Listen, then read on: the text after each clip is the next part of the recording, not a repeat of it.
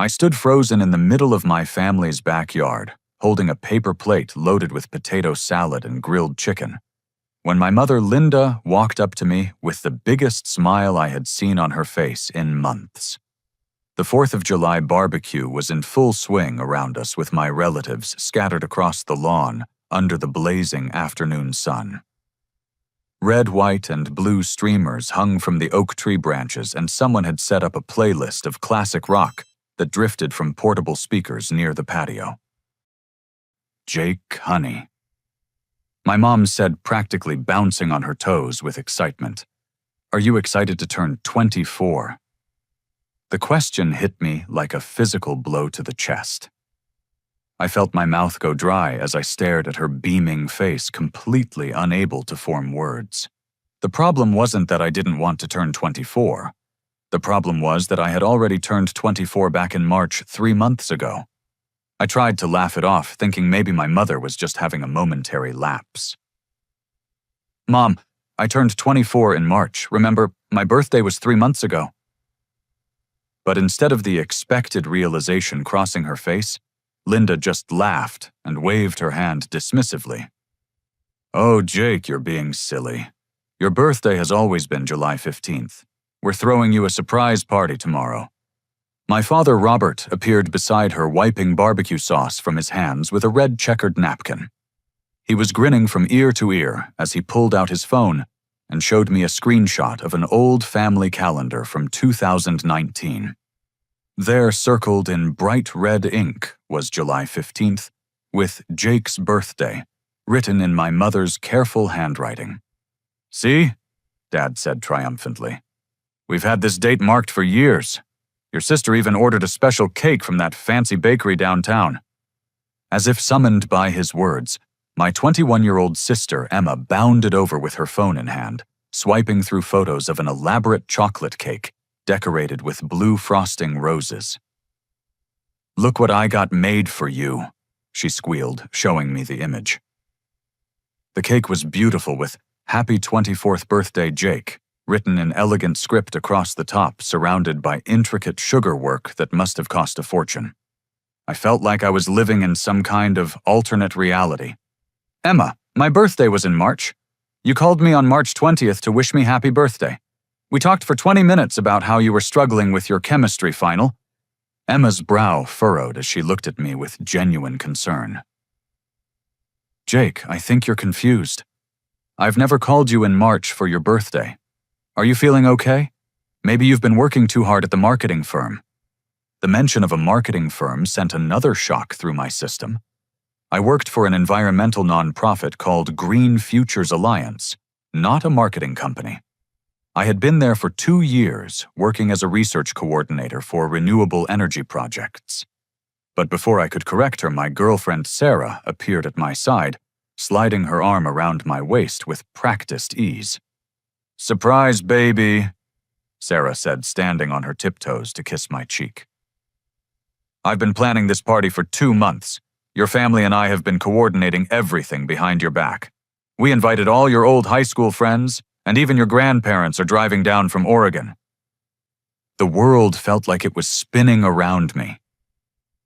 Sarah looked so proud of herself, so genuinely excited about this elaborate celebration that was based on completely wrong information. I opened my mouth to explain the situation, but before I could speak, I heard a familiar voice calling my name from across the yard. Jake, dude, what's going on? My college roommate Danny was walking toward us, looking confused and slightly annoyed.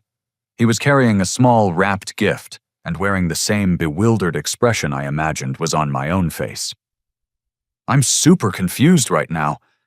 Didn't I just come to your birthday party in March? The one at that sports bar near your apartment where you made me sing karaoke, even though I told you my voice sounds like a dying cat. The relief I felt at Danny's words was overwhelming. Finally, someone else remembered the truth. But my mother's reaction was immediate and sharp. She turned to Danny with a look of indignation that I had rarely seen from her. Daniel, that's a very cruel thing to say. Linda said, her voice taking on a tone that could freeze water. Jake's birthday has always been in July, and we have never missed celebrating it. I don't know why you would make up such a story, but it's hurtful and inappropriate." My Aunt Patricia, who had been quietly listening from her lawn chair while sipping lemonade, set down her glass and stood up with authority. Patricia was the family record keeper, the one who remembered every anniversary, graduation date, and milestone. If anyone would have the correct information, it would be her. "I have to agree with Linda," Patricia said firmly, adjusting her reading glasses as she spoke. "I've been keeping track of family birthdays for 30 years, and Jake's birthday has always been July 15th. I have all the dates written down in my planners going back decades." Danny looked like he had been slapped. He stared at Patricia, then at my parents, then back at me with growing confusion. But I distinctly remember Jake's birthday party in March. We went to Murphy's Sports Bar, and Jake wore that green shirt with the funny slogan about saving the whales. He was talking about his job at the environmental place and how they were working on some solar panel project. "Danny, I think you might have Jake confused with someone else," my father said gently but firmly. "Our son has been working in marketing for the past 2 years. He's quite successful, actually. Just got promoted to regional manager last month." I pulled out my driver's license with shaking hands, hoping that seeing official documentation would end this bizarre conversation. The license clearly showed my birth date as March 20th, 1999. But when I showed it to my father, he barely glanced at it before shaking his head. "There must be a printing error at the DMV," Robert said dismissively. "You should get that corrected before it causes problems with your job or something important." My Uncle Marcus, who had been grilling burgers nearby, wandered over with a spatula in his hand and an amused expression on his face. "Sounds like someone just wants 2 birthday celebrations this year," he said with a hearty laugh. "Can't blame you for trying, kiddo. Double the presents, double the cake. Smart thinking." The casual dismissal of my reality was becoming unbearable. I felt like I was drowning in a sea of confident wrongness, with every family member I loved and trusted telling me that my own life experiences were false. Sarah squeezed my hand supportively, but her touch felt foreign and strange. "Jake, honey, maybe you're just stressed from work," Sarah said softly. "You've been putting in such long hours at Midwest Marketing Solutions lately. Sometimes when we're overwhelmed, our memory can play tricks on us." Midwest Marketing Solutions. I had never heard of that company in my life, yet apparently it was where I worked. I wanted to scream, to shake everyone until they remembered the truth. But instead, I found myself staring at my family with growing horror. My mother reached into her purse and pulled out a small photo album, the kind people keep for special occasions. She flipped it open to reveal pictures from previous 4th of July gatherings. And there I was, in every single photo, looking happy and relaxed, surrounded by family members celebrating what was apparently my birthday. "See, here you are last year blowing out the candles on your 23rd birthday cake," Linda said, pointing to a photo that I had absolutely no memory of being taken. "And here's the year before that, when we had the party by the lake, and you caught that big bass fish." Looking at those photographs was like looking into some kind of funhouse mirror version of my life. The person in the pictures looked exactly like me, was wearing clothes I recognized from my closet, and was surrounded by family members I knew and loved. But I had no recollection of any of these events happening. The panic that had been building in my chest since my mother's initial question finally reached a breaking point. I excused myself from the group, mumbling something about needing to use the bathroom, and practically ran toward the house. Inside, I pulled out my phone with trembling fingers and scrolled through my contacts until I found my supervisor at Green Futures Alliance.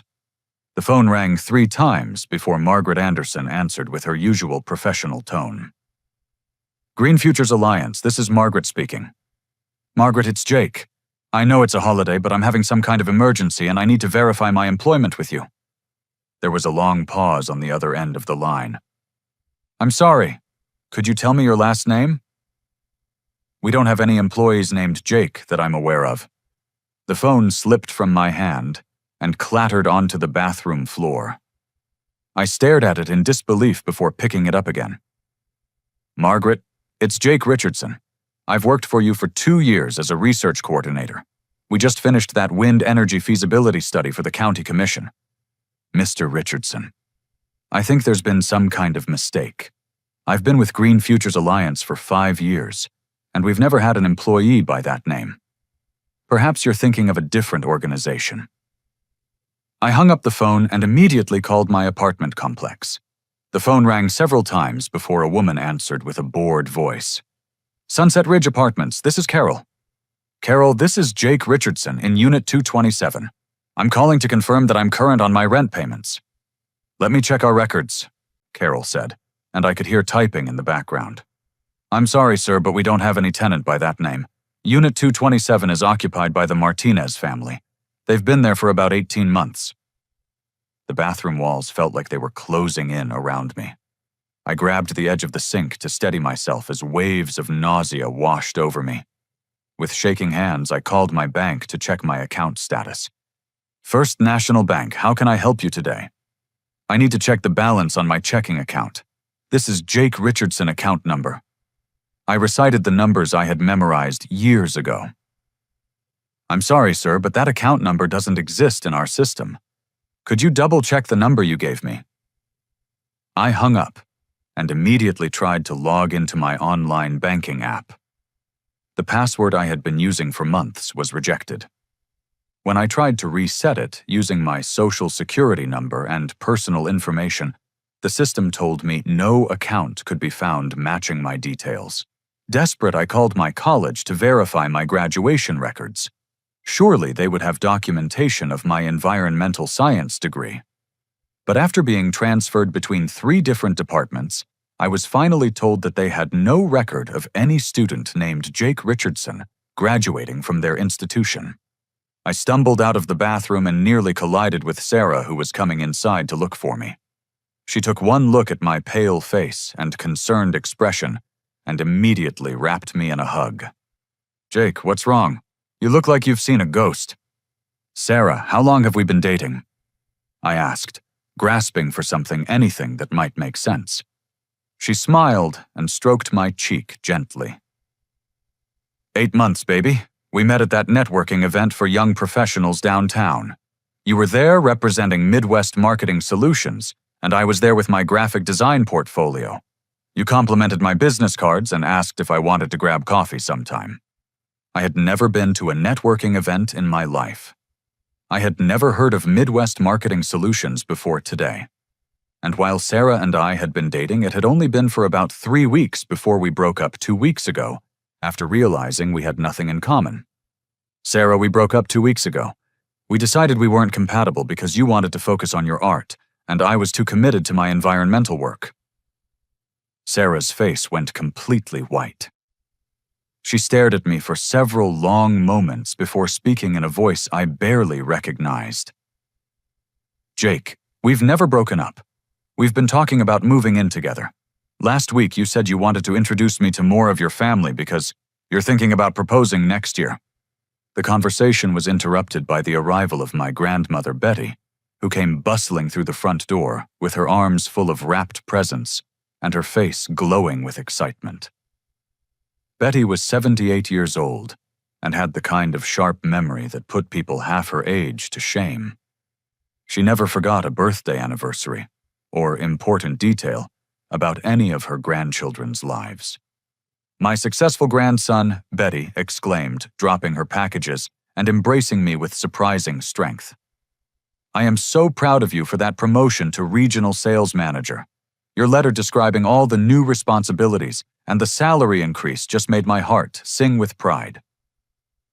I gently pulled away from her embrace, feeling more confused than ever. Grandma, I've never written you any letters about a sales job. I don't work in sales. Betty reached into her large purse and pulled out 3 handwritten letters, each one folded neatly and written on professional-looking stationery. She handed them to me with a smile. You're being modest, dear. These letters describe your work in such detail. I've kept every one of them." I unfolded the first letter and immediately recognized the handwriting as my own. But as I read the contents, my blood turned cold.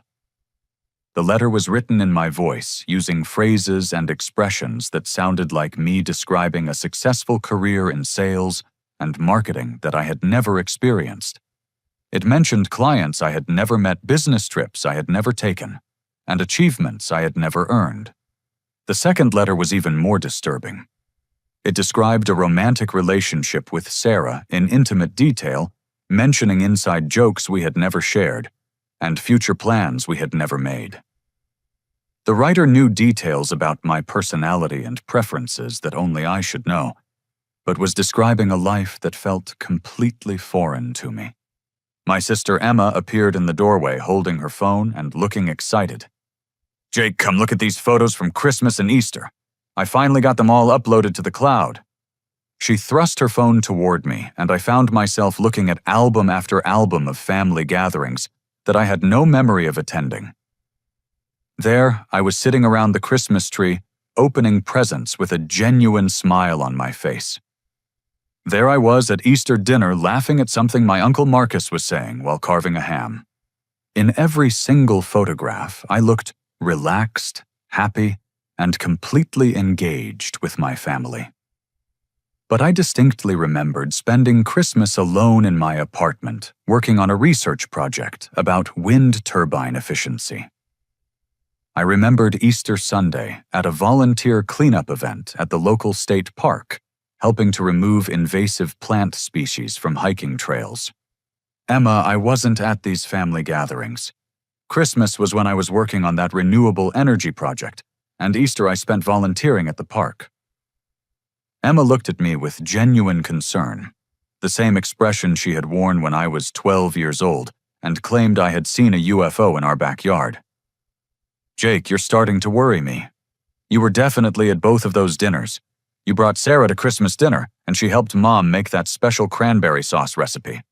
At Easter, you and Dad spent 3 hours discussing your marketing strategies for the second quarter."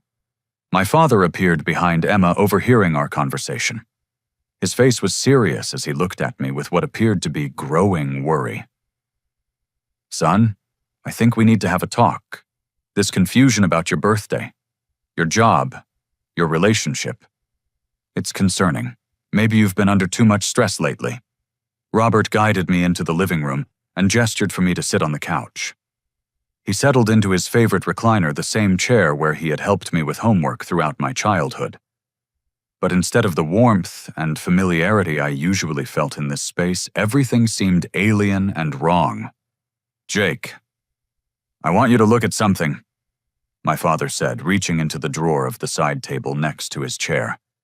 He pulled out a framed document that made my heart stop beating for several seconds. It was a college diploma printed on official-looking paper, with gold lettering and an embossed seal.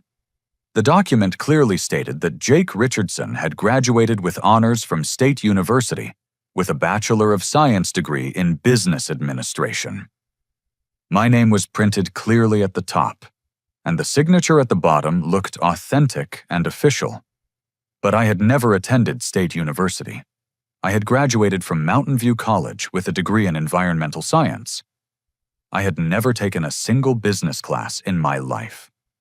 "Dad, this isn't my diploma. This is completely wrong. I went to Mountain View College, not State University, and I studied environmental science, not business." My father's expression grew more concerned as he studied my face. "Jake, this diploma has been hanging on our wall for 2 years.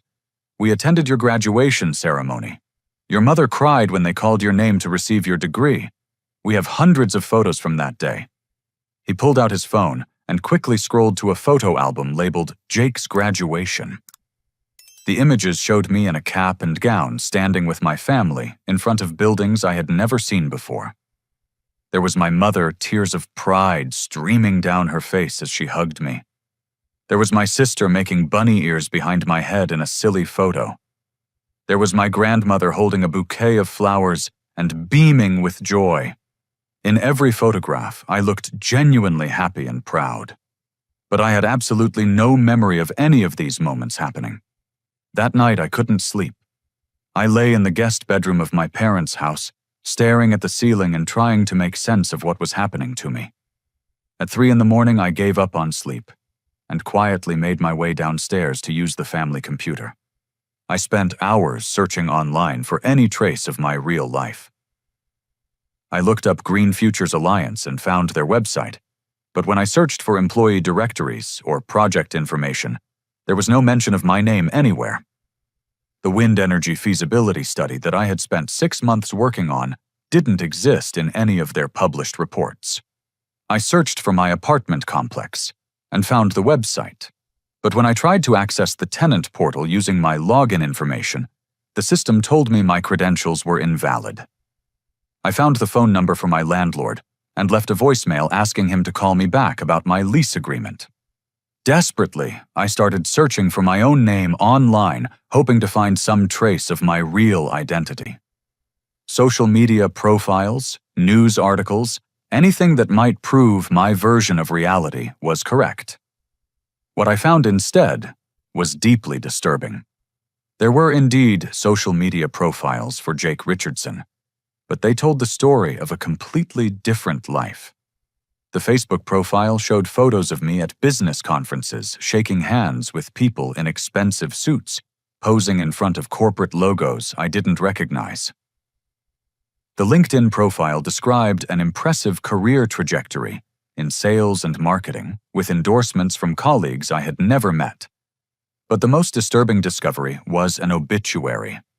Jake Richardson, age 24, had apparently died in an environmental accident 6 months ago, while participating in a protest against a pipeline construction project. The article described him as a passionate environmentalist who had dedicated his life to renewable energy research and conservation efforts. The person described in the obituary was me, the real me, but according to the internet, that person was dead. I printed out the obituary and several other documents I found online, then quietly returned to the guest bedroom. As I was climbing back into bed, I heard voices coming from my parents' room down the hall. They were talking in hushed tones, but their voices carried through the thin walls. "Robert, I'm really worried about him," my mother was saying. "This confusion about his birthday, his job, his relationship with Sarah. It's not normal. Maybe we should call Dr. Peterson in the morning." "I think you might be right, Linda. But remember what Dr. Peterson told us about being supportive during his recovery. We need to gently guide him back to reality without being confrontational." My blood ran cold as I realized they were talking about me. I pressed my ear against the wall to hear more clearly. "Do you think the medication is working?" my mother asked. "He seems more confused today than he was last week." Dr. Peterson said it might take time for the memory issues to resolve. The trauma from losing Michael was so severe that his mind created these elaborate false memories as a coping mechanism. We just need to be patient and consistent in reminding him of the truth. Michael. They had mentioned someone named Michael. I didn't know anyone by that name, but the way my parents spoke about him suggested he was important somehow. "I just feel so guilty about putting the sedatives in his food," my mother continued. "But Dr. Peterson said it was necessary to keep him calm while his mind heals. The last thing we want is for him to hurt himself again." I sat bolt upright in bed, my heart pounding so hard I thought it might explode in my chest. My parents had been drugging me. They were putting sedatives in my food to keep me compliant and confused. No wonder I had been feeling so disoriented and foggy lately. I quietly got dressed and snuck out of the house, taking my car keys from the hook by the front door. I needed to get to my apartment to prove to myself that my real life still existed somewhere.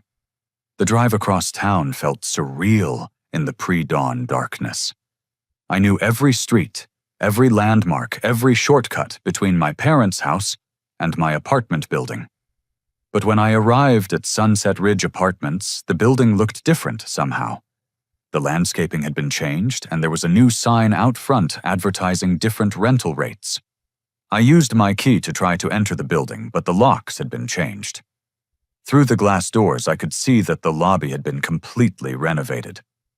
The familiar bulletin board where residents posted notices about lost pets and items for sale was gone, replaced by sleek, modern furniture that looked expensive and sterile.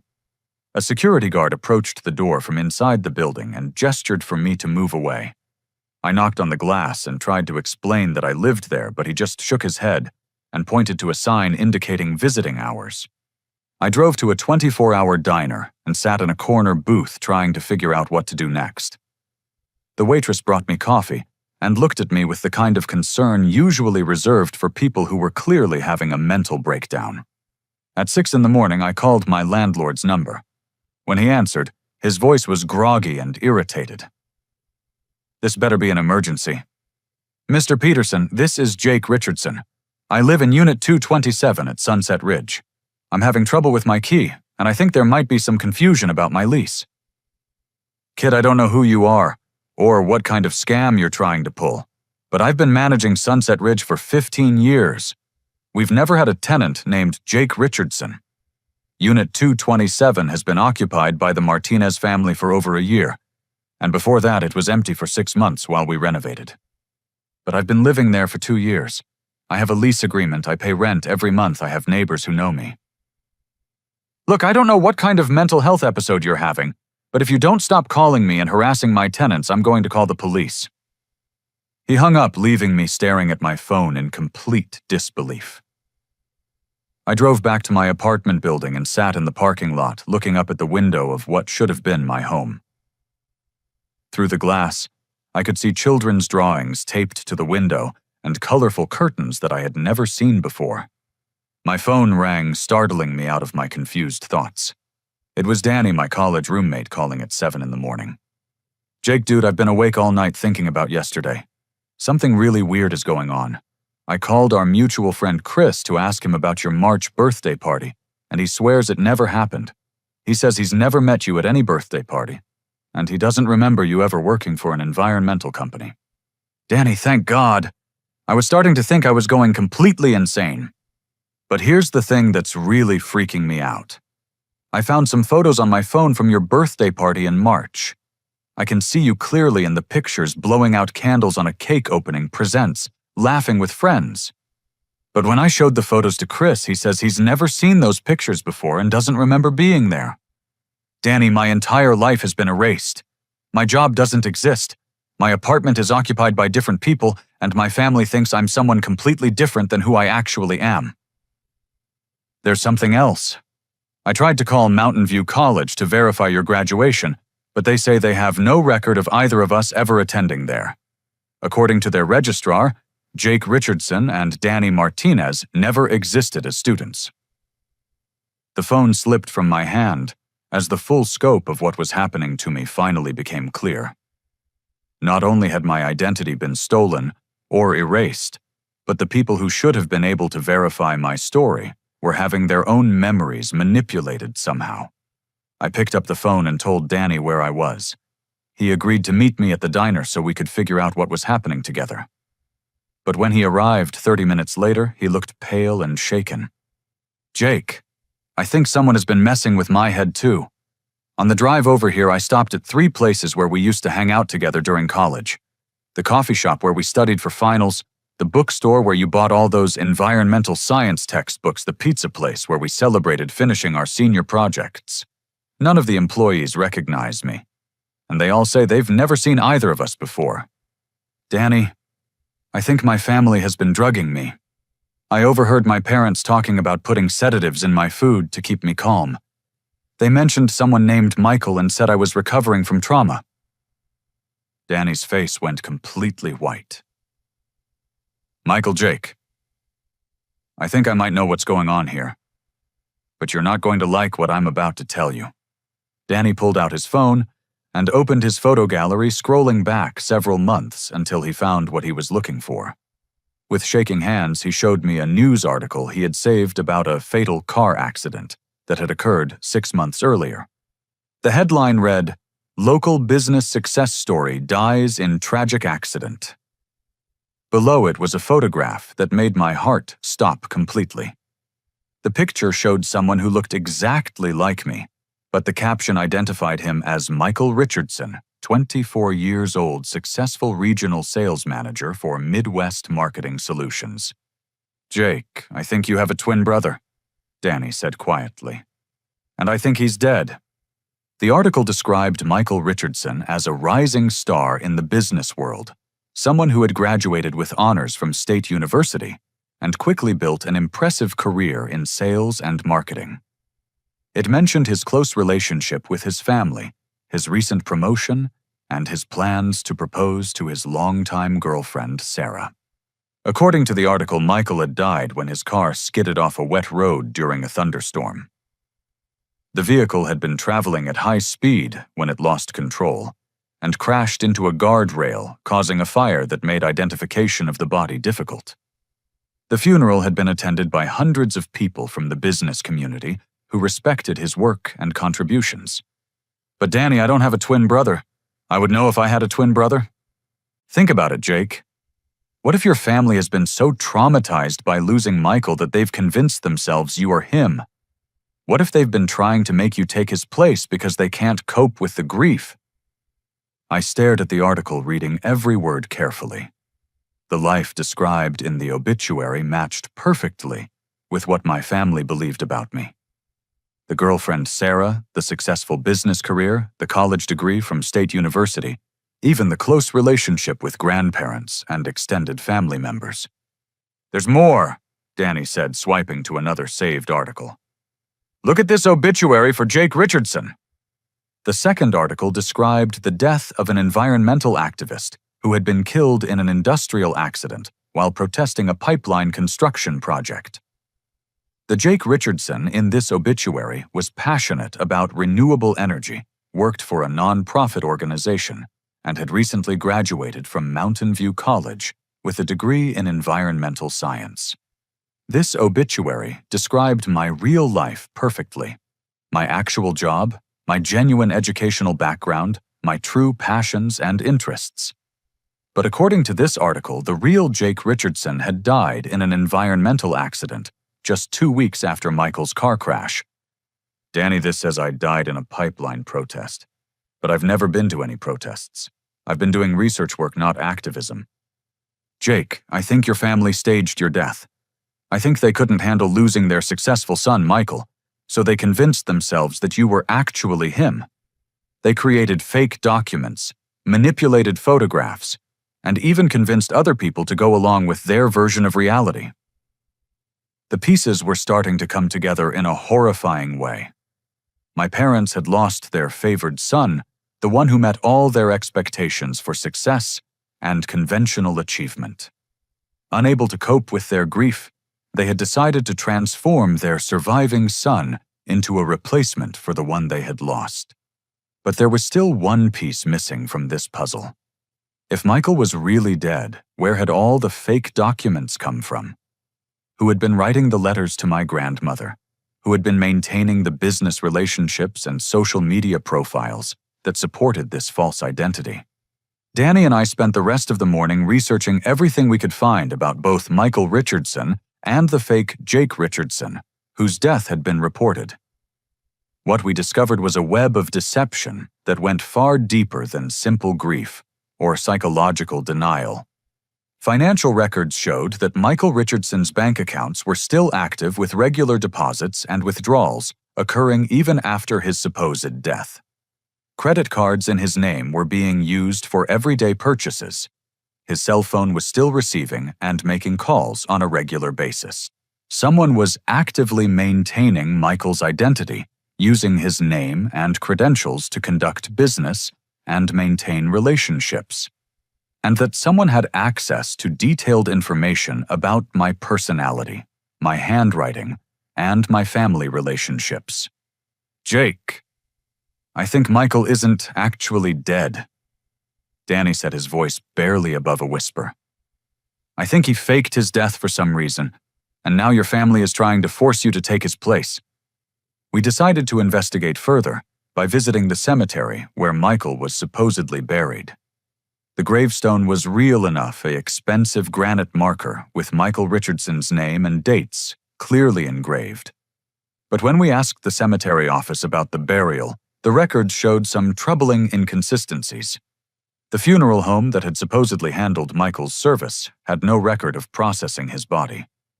The death certificate had been issued, but there was no corresponding autopsy report or medical examiner's findings. Most disturbing of all, the grave had never actually been opened for a burial ceremony. "This is a fake grave," Danny said, staring at the pristine grass that showed no signs of recent disturbance. "Michael's not buried here. Someone just put up a headstone to make it look like he was dead." That afternoon, I made a decision that terrified me but seemed necessary. I was going to confront my family directly about what I had discovered. But first, I needed to stop eating any food they provided and clear my mind of whatever sedatives they had been giving me.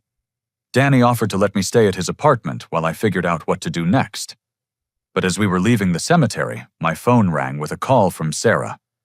"Jake, your parents are really worried about you. They said you left the house early this morning without telling anyone where you were going. Your mother is afraid you might be having some kind of breakdown." "Sarah, I need to ask you something, and I need you to tell me the absolute truth. Do you remember breaking up with me 2 weeks ago?" There was a long pause before Sarah answered, and when she spoke, her voice sounded different somehow. Less confident, more uncertain. "Jake, we've never broken up. We've been together for 8 months and we've been talking about our future together. But lately you've been acting strange and saying things that don't make sense. Your family thinks you might be suffering from some kind of trauma or memory problems. Sarah, do you remember the real Jake Richardson who died in that environmental accident? The one who worked for Green Futures Alliance and graduated from Mountain View College?" Another long pause. "Jake, I don't know what you're talking about. You work for Midwest Marketing Solutions and you graduated from State University. I think you need to come home so your family can help you." But something in Sarah's voice told me she wasn't being completely honest. There was a tremor of uncertainty, a hint that she might know more than she was admitting. "Sarah, have you ever been paid by my family to pretend to be my girlfriend?" The silence that followed was deafening. When Sarah finally spoke again, she was crying. "Jake, I'm so sorry. They told me you were suffering from dissociative identity disorder. They said you had created false memories about a different life because you couldn't cope with trauma from your brother's death. They asked me to play along with your real identity to help you recover." The truth hit me like a physical blow. My parents hadn't just been manipulating my memories and drugging my food. They had recruited Sarah to participate in an elaborate deception designed to convince me that I was someone else entirely. I drove straight to the office of attorney Jennifer Walsh, a lawyer whose name I had found online while researching identity theft cases. Her receptionist tried to tell me that she was booked solid for the day, but I refused to leave until she agreed to see me for at least a few minutes. Jennifer Walsh was a sharp-eyed woman in her 50s who specialized in complex fraud cases. She listened to my story with the kind of professional skepticism I had expected, occasionally asking clarifying questions, but mostly just taking notes on a yellow legal pad. "Mr. Richardson, I have to tell you that your story sounds like the kind of elaborate delusion that people with certain mental health conditions sometimes develop. But you've brought me some documentation that's very troubling, especially these fake obituaries and the cemetery records." She spent the next 2 hours making phone calls and reviewing the documents I had collected. Her assistant ran background checks, verified public records, and contacted various institutions to confirm the information I had provided. "Jake, I'm going to be straight with you. What you've described isn't just identity confusion or family dysfunction. This appears to be a sophisticated case of identity theft, document fraud, and possibly criminal conspiracy. The level of deception involved suggests that someone has been planning this for a long time." Attorney Walsh explained that my parents could face serious criminal charges if they had been forging documents, accessing bank accounts, fraudulently, and filing false insurance claims. But she also warned me that proving the case would be difficult because so many people seemed to believe their version of events. The good news is that we can request court-ordered DNA testing to prove your actual identity. We can also subpoena medical records, employment records, and financial documents that should help establish the truth. But I have to warn you that this process could take months and will likely destroy your relationships with your family. I told her I didn't care about the cost or the time involved. I just wanted my life back. Over the next week, Attorney Walsh and her team conducted a thorough investigation into my case. What they discovered was far more disturbing than anything I had imagined. My parents had been committing identity fraud on a massive scale. They had used both Michael's and my personal information to open credit accounts, take out loans, and file insurance claims. The life insurance policy on Jake Richardson, the environmental activist, had paid out nearly $200,000 to my parents as beneficiaries.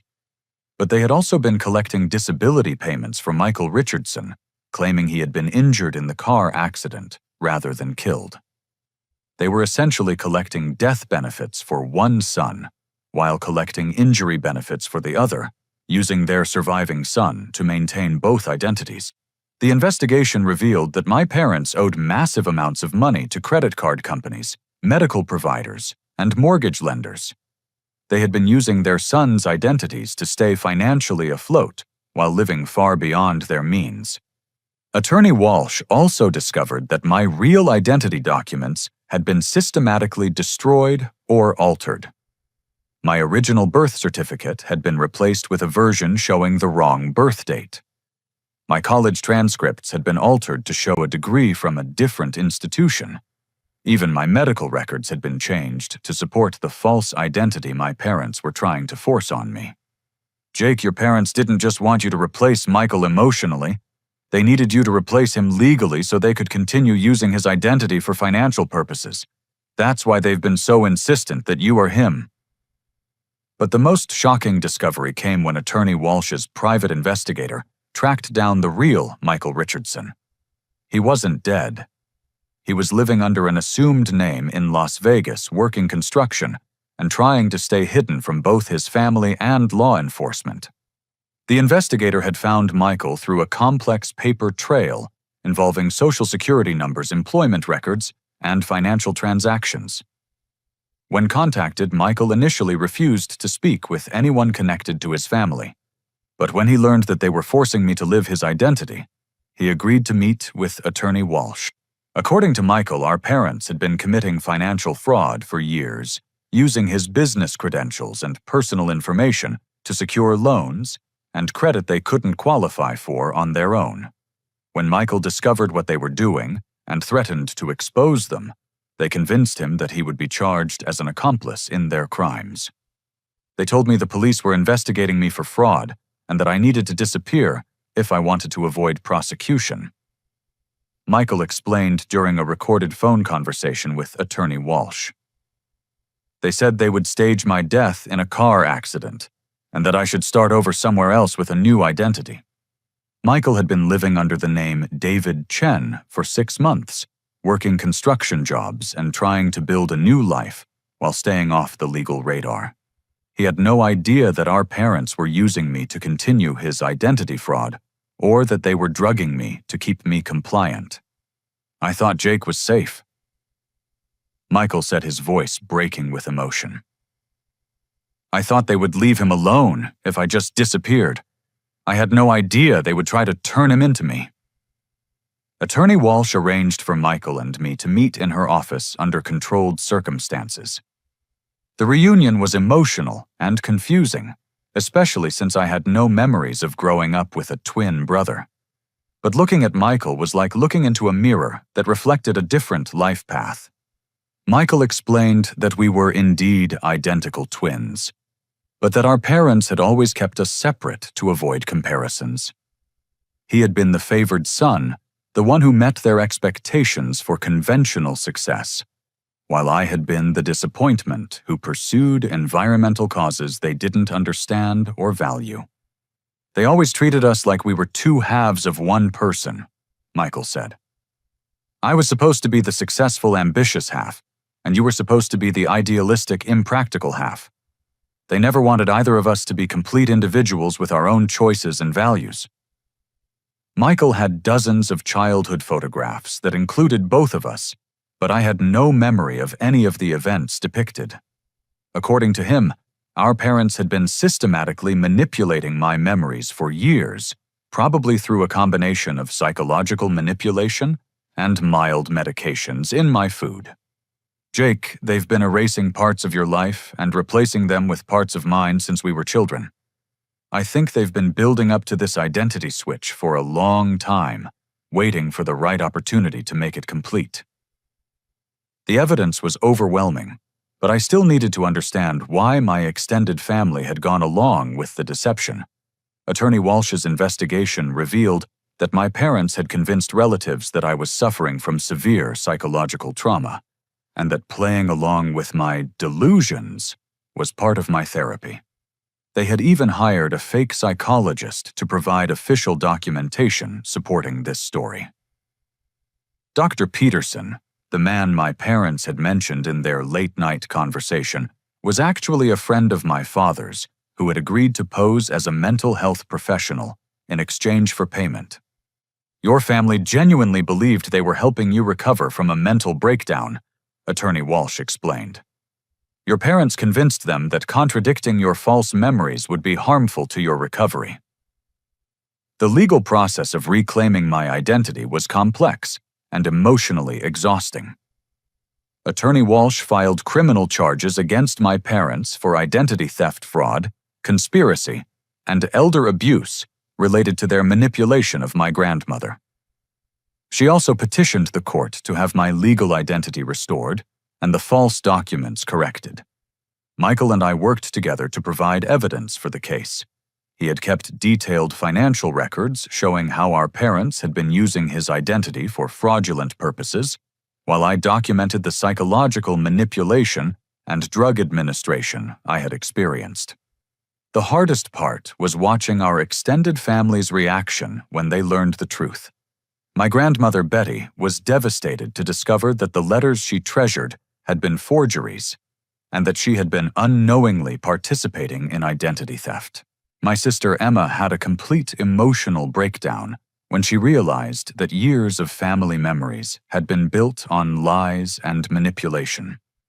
"I don't understand how I could have been so stupid," Emma cried during one of our family therapy sessions. "How could I not remember that Jake had a twin brother? How could I forget his real birthday, his real job, his real personality?" The family therapist explained that gaslighting and psychological manipulation could make people doubt their own perceptions and memories, especially when the manipulation came from trusted family members.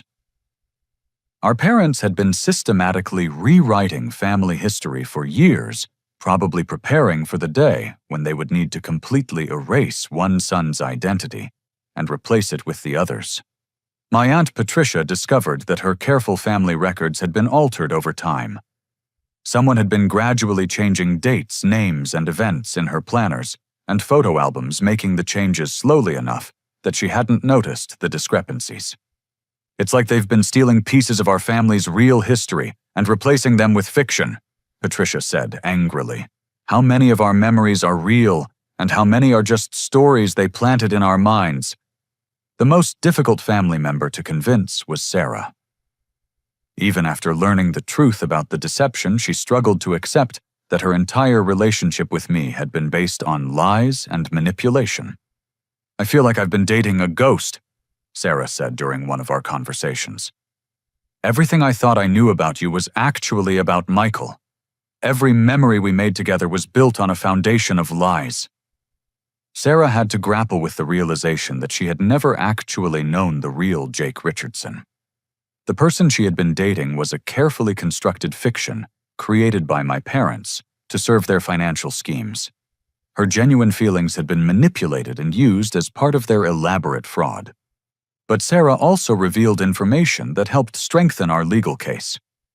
My parents had been paying her a monthly fee to maintain the fake relationship, telling her it was payment for providing therapeutic support during my supposed recovery.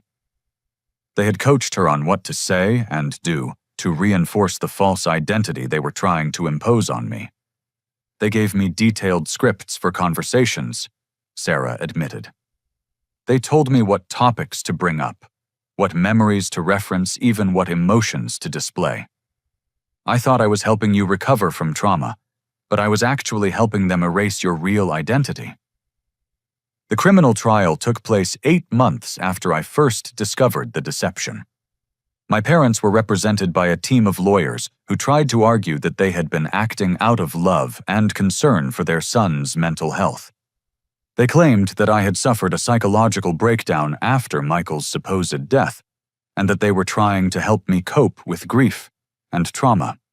But the evidence against them was overwhelming. Financial records showed years of systematic fraud. Medical experts testified that the supposed psychological treatment had no basis in legitimate therapy practices. Most damaging of all, Michael testified about how our parents had convinced him to fake his death to avoid prosecution for their crimes. The trial attracted significant media attention when journalists discovered the elaborate nature of the identity swap. Legal experts called it one of the most sophisticated cases of family-based identity theft they had ever encountered. My parents were ultimately convicted on multiple felony charges and sentenced to 5 years in federal prison. They were also ordered to pay restitution to the various institutions they had defrauded, though the financial damage was so extensive that full repayment would be impossible. But the legal victory felt hollow compared to the personal cost of the ordeal. My relationship with my parents was completely destroyed, and rebuilding trust with my extended family required months of therapy and careful work. The most unexpected development came when Attorney Walsh's investigation revealed that I had another sibling. Ashley Richardson was 19 years old and had been living in foster care since she was 12. My parents had surrendered custody of her when they could no longer afford her medical treatments for a chronic illness, but they had told the family that she had died to avoid shame and maintain their image as successful parents. "I always suspected I had older brothers," Ashley said when we were finally reunited. "I used to dream about having a big family, but my caseworkers told me my parents said I was an only child." Ashley had been thriving in foster care despite the challenges of her medical condition. She was an honor student planning to attend college to study social work, hoping to help other children who had been abandoned by their families. Meeting Ashley was both wonderful and heartbreaking. She was intelligent, resilient, and remarkably mature for her age. But she also carried deep emotional scars from being abandoned by our parents. The reunion forced Michael and me to confront the full extent of our parents' deception and selfishness. "They didn't just steal your identity, Jake," Ashley said during one of our early conversations. "They stole our entire family. We should have grown up together, supporting each other and building real relationships based on honesty and love." The process of rebuilding my identity and my life took almost a year of legal work therapy and careful reconstruction of damaged relationships. Attorney Walsh helped me navigate the complex bureaucracy of restoring my official documents, reclaiming my employment records, and reestablishing my financial accounts. Green Futures Alliance welcomed me back with open arms once they understood what had happened.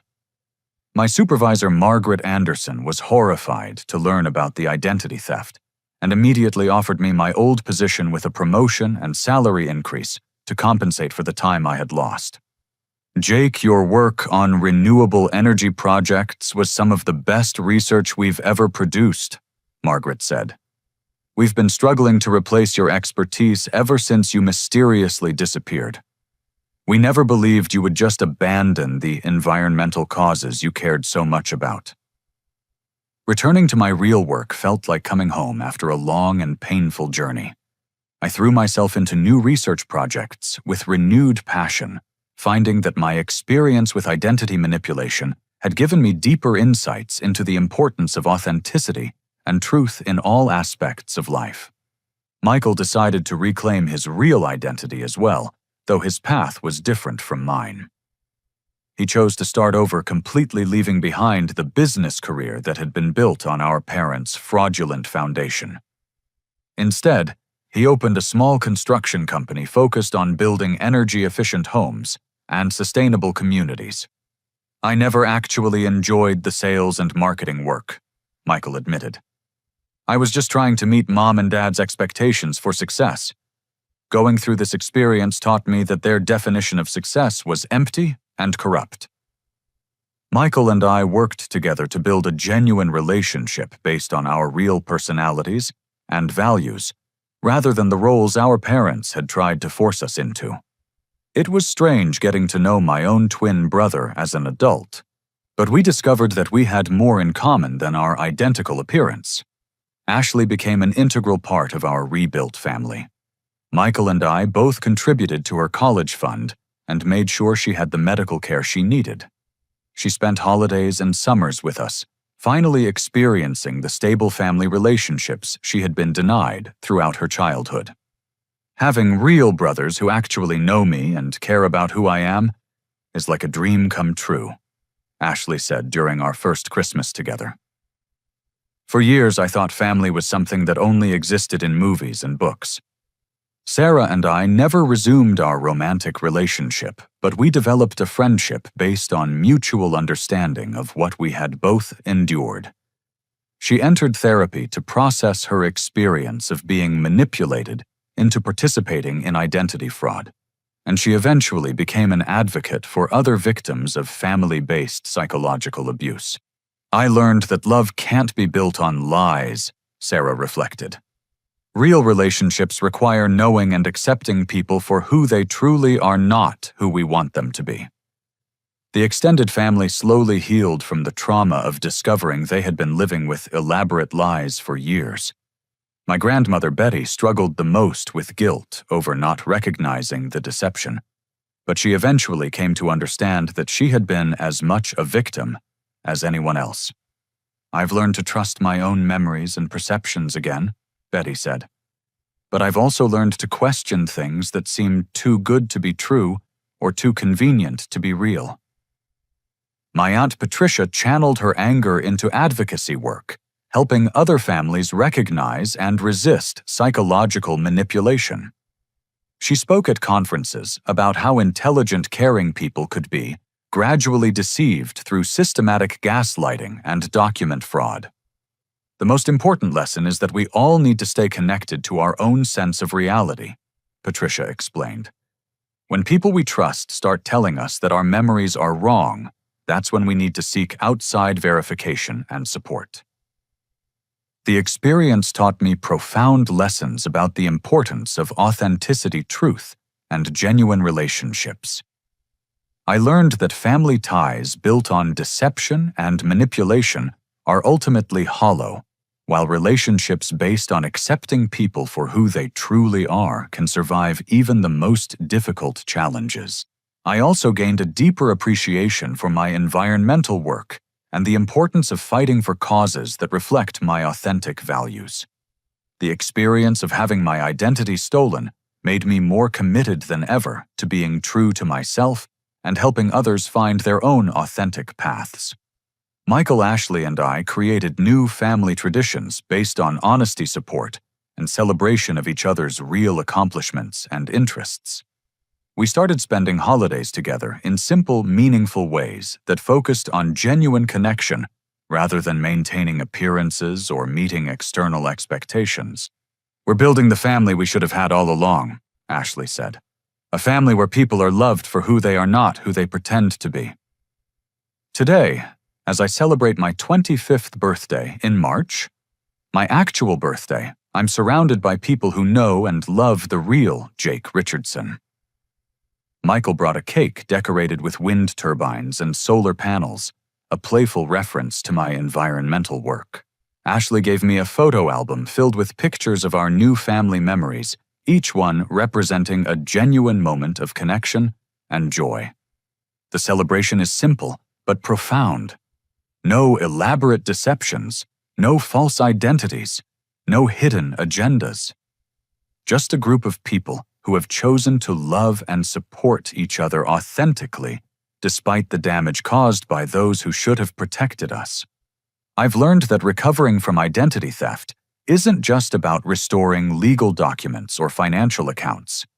It's about reclaiming your sense of self, rebuilding trust in your own perceptions, and creating relationships based on truth rather than manipulation. The experience also taught me that fighting for truth and authenticity, even when it's painful and difficult, ultimately leads to deeper connections and genuine happiness than living a comfortable lie. Sometimes the most loving thing we can do is refuse to participate in deceptions that harm ourselves and others. As I blow out the candles on my birthday cake, I make a wish for continued healing, authentic relationships, and the courage to always stand up for truth, no matter how difficult that might be. The journey to reclaim my identity was the hardest thing I've ever experienced, but it led me to a life that's genuinely mine. Have you ever found yourself in a situation where people close to you seemed to remember events completely differently than you did? How do you think you would handle discovering that your entire identity had been systematically manipulated by your own family? I'd love to hear your thoughts in the comments below. If this story resonated with you, please consider liking this video and subscribing to my channel for more true stories about overcoming family trauma and finding authentic happiness. Sharing this video could help other people who might be experiencing similar manipulation recognize what's happening to them. Thank you for listening to my story, and for being part of a community that values truth, healing, and genuine human connection. I hope that whatever challenges you're facing in your own life, you'll find the courage to stay true to yourself and fight for the relationships and experiences that reflect your authentic values and dreams.